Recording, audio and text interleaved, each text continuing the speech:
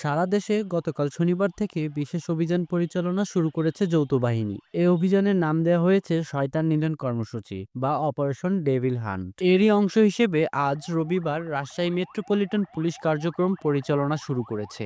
আজ দুপুর 3:30টায় নগরের সি অ্যান্ড বি মোড় হতে অপারেশন ডেভিল হান্টের অপারেশনাল কার্যক্রম শুরু করে নগরীর বিভিন্ন স্থানে চেকপোস্টের উদ্দেশ্যে বের হয়। পরবর্তীতে নির্দেশনা না পাওয়া পর্যন্ত এই অভিযান অব্যাহত থাকবে বলে জানায় আর এমপি কমিশনার মোহাম্মদ আবু সুফিয়ান। তিনি আরো জানায়, সন্ত্রাস, চাঁদাবাজি, দখল, মাদক, সিন্ডিকেট, ছিনতাইকারী ও অস্ত্র ব্যবসায়ীদেরকে এছাড়া পুলিশের হারানো অস্ত্র উদ্ধার সহ অভিযোগ মতে তদন্ত সাপেক্ষে রাজশাহীর বিভিন্ন জায়গায় অভিযান চালানো হবে। রাজশাহী মেট্রোপলিটন উপ-পুলিশ কমিশনার সাবিনা ইয়াসমিন জানান, জনসংযোগ বিভাগ থেকে পাঠানো এক বিজ্ঞপ্তিতে এ অভিযানের কথা জানানো হয়। এরই ধারাবাহিকতায় রাজশাহী মেট্রোপলিটন পুলিশ অত্যন্ত গুরুত্বের সাথে এ অভিযানে অংশগ্রহণপূর্বক কার্যক্রম পরিচালনা করছে।